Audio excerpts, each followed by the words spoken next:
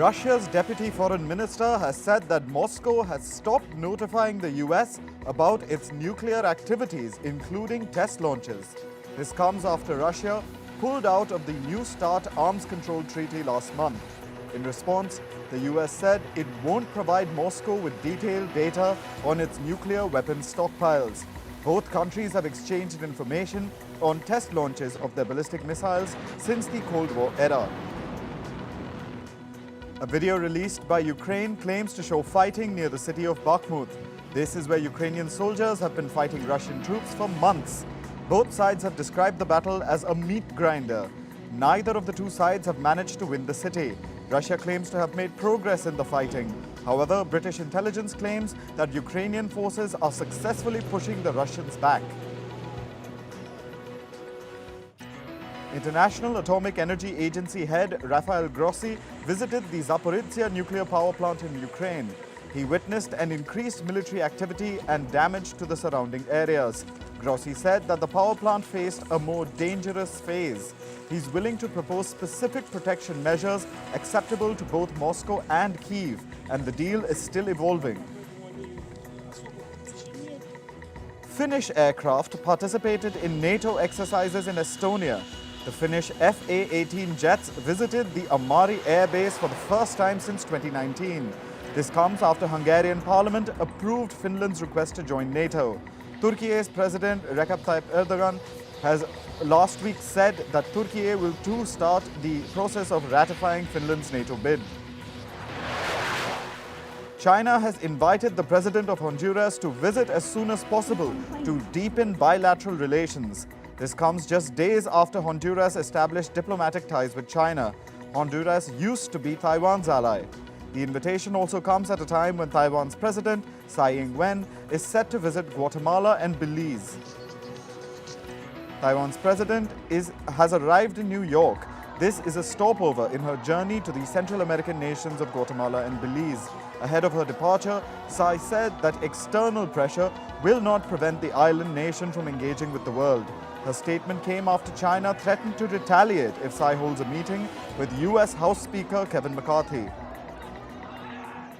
Prosecutors in Mexico have identified 8 suspects who may be responsible for the death of 39 people. These people died due to a fire at a migrant detention center. The 8 suspects include 2 federal agents, a state migration officer, and 5 members of a private security firm. Prosecutors are investigating the incident as a possible homicide case. Emergency protocols are under the scanner. Protests against a judicial overhaul continued in the Israeli city of Tel Aviv. This comes despite the country's Prime Minister Benjamin Netanyahu suspending the judicial reforms. Many people are now protesting against plans to establish a separate National Guard. Meanwhile, the United States has again urged Israeli leaders to come up with a compromise as soon as possible. The US has condemned Myanmar's decision to abolish 40 political parties, including the former ruling party. The deputy spokesperson of the US State Department said any election without the participation of all stakeholders in Myanmar cannot be considered free and fair. Myanmar's military junta had abolished political parties for not registering for an election on time. Other countries, including the UK, Japan, and Australia, have also expressed concern. Kenya's capital, Nairobi, is facing the 3rd day of anti-government protests called by opposition leader Raila Odinga. He has accused President William Ruto of stealing last year's election. Odinga has also accused Ruto of failing to control the rising cost of living in the country. Ruto is currently on a trip to Germany. After protests turned violent, Ruto said impunity would not be tolerated and that all Kenyans must follow the rule of law. The African Union has appealed for calm and political dialogue. US Vice President Kamala Harris has arrived in Tanzania's capital, Dar es Salaam. She was greeted by the country's Vice President. Harris is scheduled to meet President Samia Suluhu Hassan. Before arriving in Tanzania, Harris was in Ghana. After Tanzania, Harris will head to Zambia. This visit comes at a time when Washington is trying to counterbalance growing Chinese influence on the African continent. Two U.S. Army Black Hawk helicopters crashed in the U.S. state of Kentucky. The incident took place during a routine training mission. Local authorities and emergency services are responding to the accident. The governor of Kentucky has said that fatalities are expected. Australia has passed a law which requires companies to reveal their gender pay gap. The law is applicable for companies with more than 100 employees. In 2023, Australia's gender pay gap was more than 13%. The country's Minister for Women said, and I quote, "On current projections, it will take another 26 years to close the gender pay gap. Women have waited long enough." The UK took a similar step in 2017. The country made it mandatory for all companies with more than 250 employees to disclose their gender pay gap. The South American nation of Chile has detected its first case of bird flu in a human. The case was detected in a 53-year-old man who developed severe influenza symptoms. The government is investigating the source of contagion. Authorities are also tracing people who came in contact with the patient. Chile has been reporting cases of the H5N1 bird flu in wild animals since late last year. A 3-year-old cheetah brought to India from Namibia has given birth to 4 cubs. These are the first cheetah cubs to be born in India since cheetahs were declared extinct over 7 decades ago. Indian Prime Minister Narendra Modi has called this wonderful news. More drone videos have been released showing the extent of damage that floods caused in the US state of California. Roads and crops are completely submerged underwater. In recent weeks, thousands of people in California have been forced to evacuate due to extreme weather. US President Joe Biden and First Lady Jill Biden will visit the state of Mississippi. Their visit comes a week after the state was devastated by a tornado. At least 25 people were killed. Last week, Biden approved a federal disaster declaration for Mississippi to help the state recover. Oman in West Asia is witnessing floods. This comes after the country witnessed heavy to moderate rainfall in most regions. Residents and tourists have been warned to stay away from the valleys. Oman is vulnerable to floods, cyclones, drought, sand and dust storms. People in Peru are dealing with the aftermath of heavy rains. Rivers are overflowing, infrastructure is damaged and homes are flooded. People are struggling to get back on their feet once again. At least 60 people have died in Peru since the beginning of the rainy season late last year. A wildfire raged through a national park in Thailand. A steep mountain only 2 hours away from Bangkok caught on fire. Authorities are yet to identify the cause of the blaze. However, locals say that the fire might have been sparked from thunder strikes and strong winds in the area. Locals also said that wild animals will be directly impacted by the fire. IMF chief Kristalina Georgieva has asked stronger economies to help debt-ridden nations. She made these statements during her visit to China this week. Georgieva said that such assistance is particularly important against the backdrop of rising interest rates across the world. She also insisted that governments protect vulnerable people in their own countries. The Bank of Canada has said that it's ready to step up support for the banking system in the event of a crisis. The central bank clarified that it will only offer extraordinary support in extreme cases. Major banks like Credit Suisse and Silicon Valley Bank collapsed earlier this month. The fall has prompted central bankers to closely monitor the financial health of the banking system.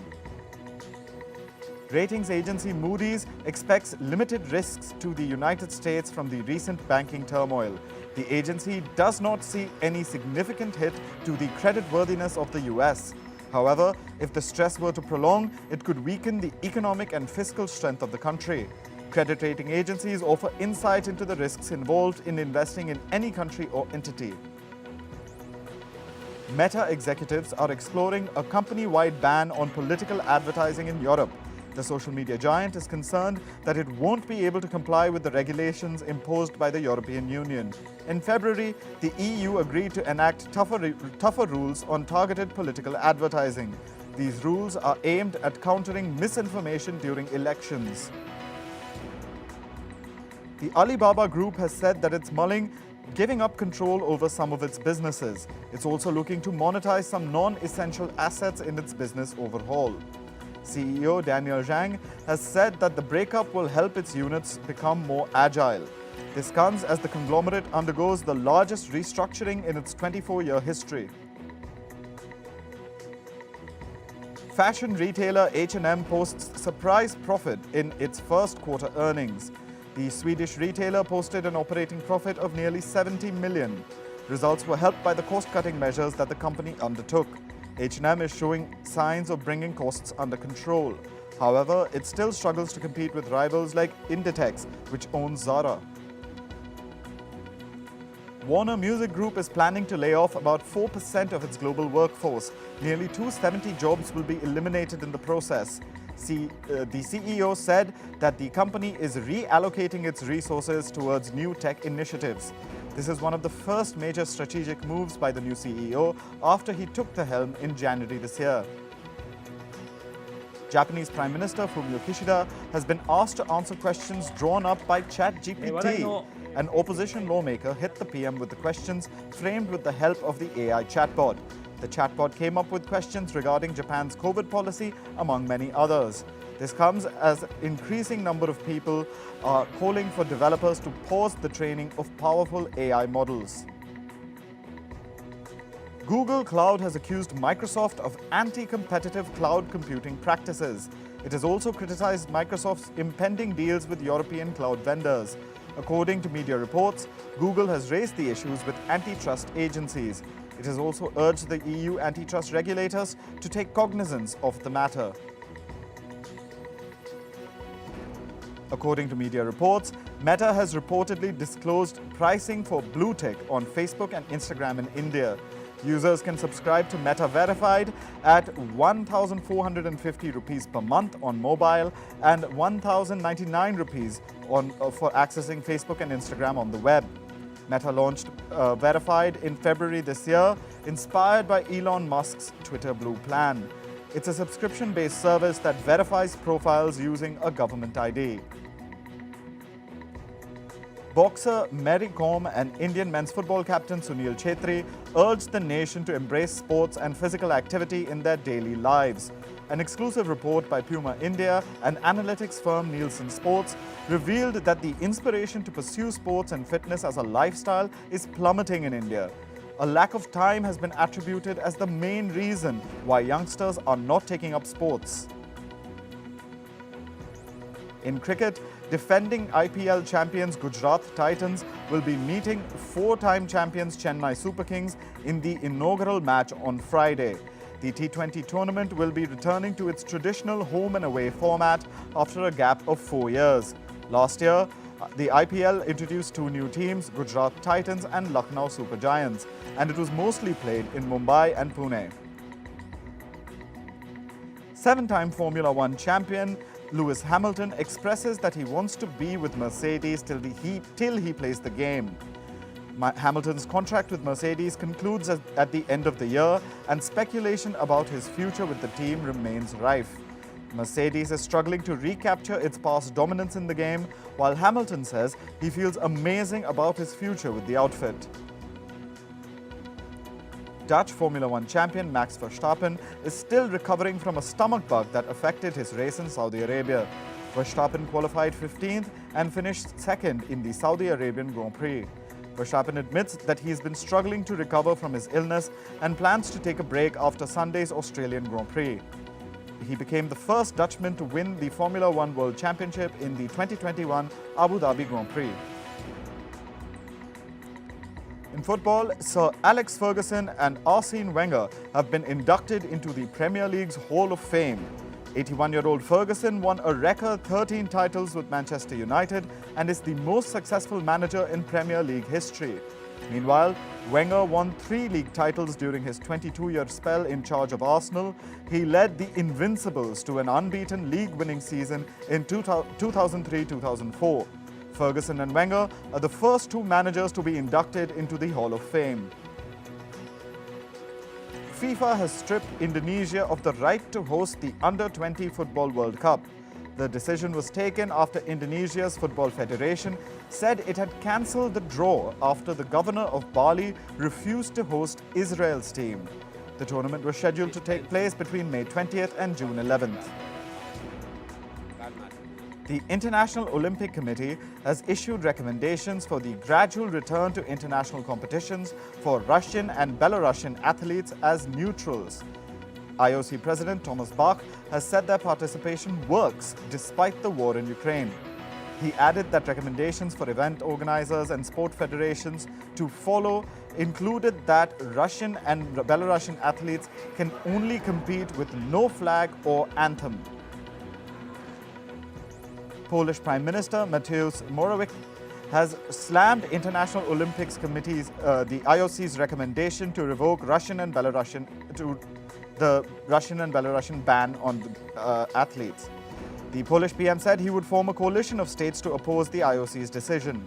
Around 30 countries have expressed their opposition to the participation of athletes from the two countries in the upcoming 2024 Paris Olympics. NASCAR has fined Daniel Suarez $50,000 for hitting another vehicle on a pit road following the race at Circuit of Americas. NASCAR classified the fine as a behavioral penalty and cited contact with other vehicle on the pit after the match. Suarez hit both his Trackhouse Racing teammate Ross Chastain from behind and then Alex Bowman as the cars returned to the pit road following Sunday's race on the road course. The feud between the Professional Golfer Association and the Breakaway Live Golf Series has been doing rounds in the golfing arena. However, Masters champions Patrick Reed and Bubba Watson do not expect any unrest when players from both circuits tee it up at Augusta National next week. Live and the PGA Tour have been in litigation since several Live players filed federal antitrust lawsuits last August.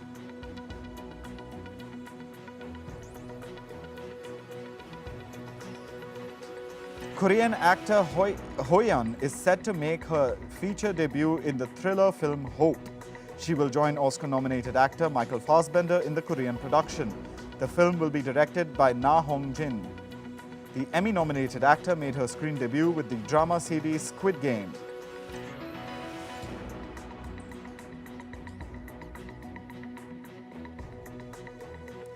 Indian-American actor Karan Soni will reprise his role in Deadpool 3. The actor plays Deadpool's cab-driving sidekick Dopinder in the franchise. Actor Leslie Uggams is also being brought back as Blind Al. Deadpool 3 will release in November 2024.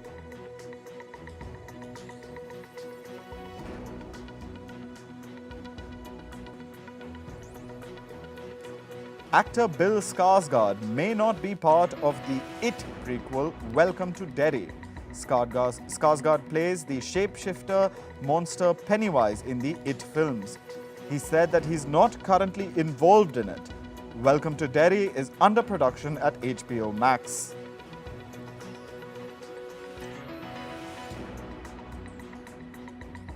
Sci-fi film Dune Part 2 might not debut at the Venice Film Festival.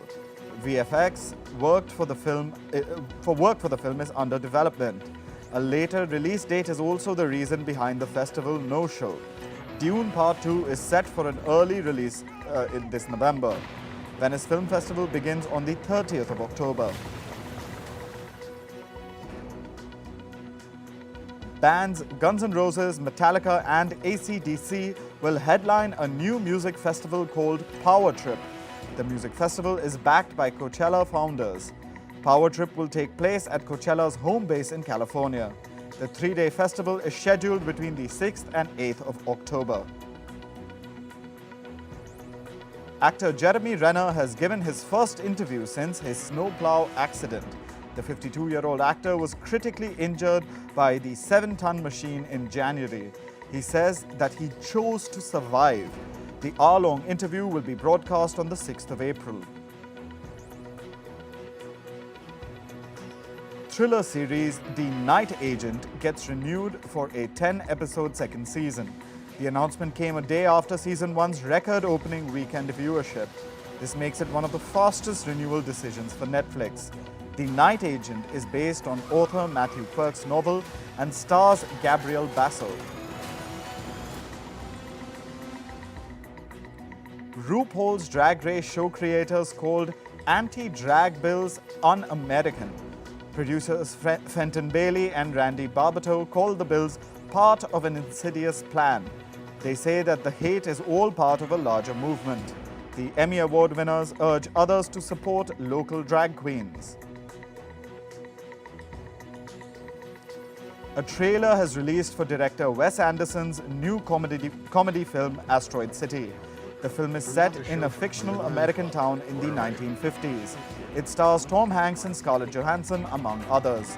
Asteroid City will release on the 23rd of July. It's also expected to premiere at the Cannes Film Festival.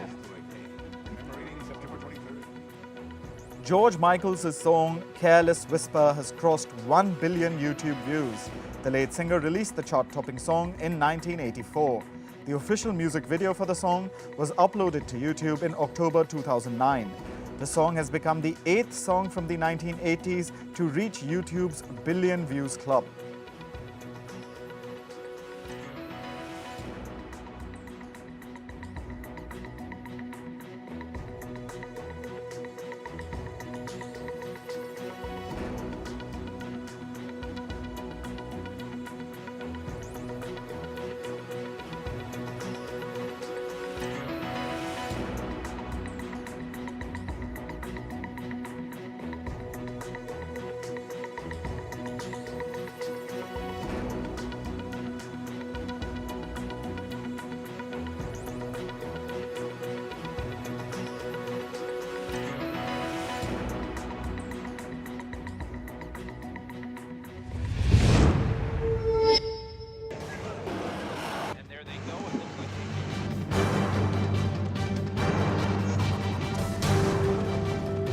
The US and Russia are dangerously close to an armed conflict.